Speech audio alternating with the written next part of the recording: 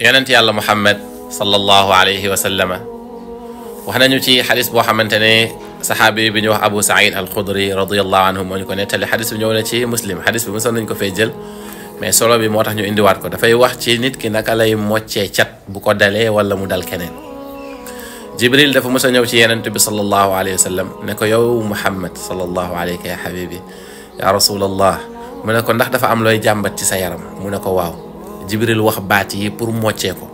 mooy bismillahi li may njëkk a wax ni mooy bu dee nit ki day mocc boppam bi Jibril wax mooy bu dee da ngay mocc keneen dañ koy mujjee waaye booy mocc sa bopp ci cat nga njort ne cat dalaa jàpp wala mu wóor la ne cat dalaa jàpp da ngay wax bismillahi urqi nafsi min kulli shay'in yu'dhini min sharri kulli nafsin aw aynin xaasidin allahu yashfini bismillahi urqi nafsi bu fekkee ne keneen ngay mocc nag da ngay wax bismillahi urqika min kulli shay'in yu'dhika min sharri kulli nafsin aw aynin xaasidin allahu yashfika bismillahi urqika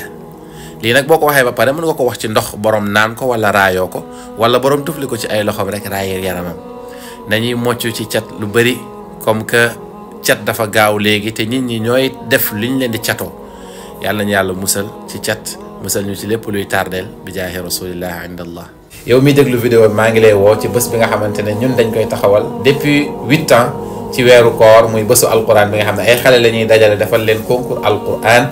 ñoo ngi la ci woo ci sa teewaay ci bés bi le 23 mars incha allah fii ci Thiès waaye tamit ci sa participation yàlla nañ ci yàlla yóbbu jàmm may ñu lu gën a kawe liñ doon am ci at yu weesu bi jaahi rasulillah inda allah.